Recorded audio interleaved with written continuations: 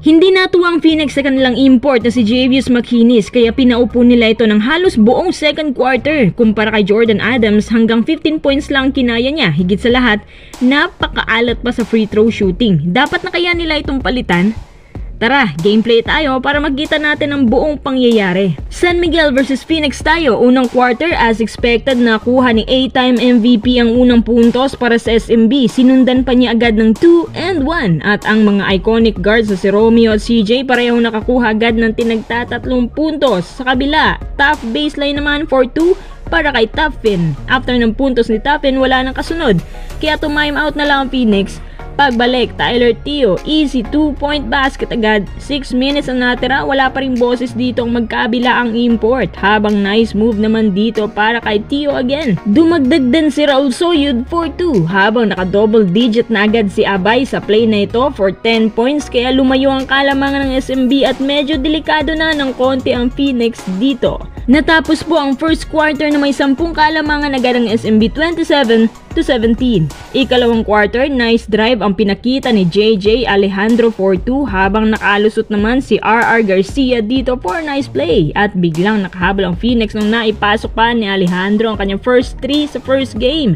6 na lang kailangang habulin. Sa wakas, finally nakapuntos na rin ang import ng SMB na si Jordan Adams for 3. Habang Jeron Teng pagpasok nakapukul agad ng back-to-back baskets. Phoenix naghahabol pa rin, lumobo up to 9 points. Nice pass naman from Larry Muyang to Perkins for 2 habang Jordan Adams umiinit na dito and may 1 bonus pa.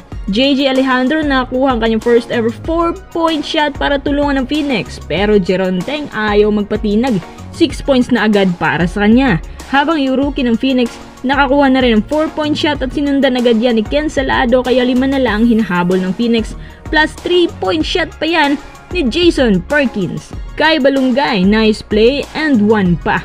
Pero Jordan Adams patuloy na umi-score at dinagdagan pa ni Junmar ang kanyang puntos for double-double, 19 points, 10 rebounds. Grabe na yan.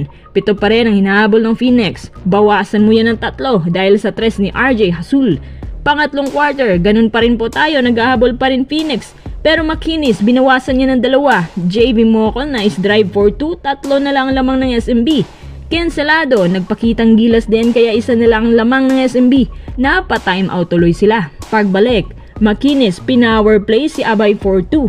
Siyempre binawian niya ng easy layup ni Abay.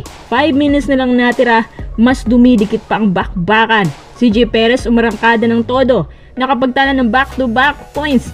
17 points na para sa kanya. Panay turnover na ang Phoenix sa 4 minutes kaya balik sa 6 ang lamang ng SMB.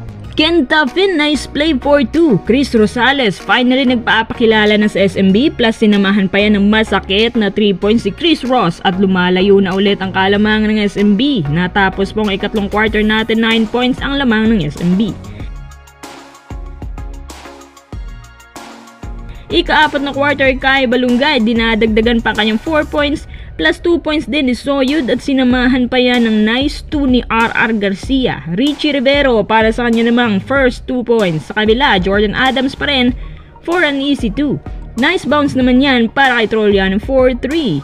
Richie Rivero plus 2 points sa harap ni Abay. 3 na lang hinahabol ng Phoenix.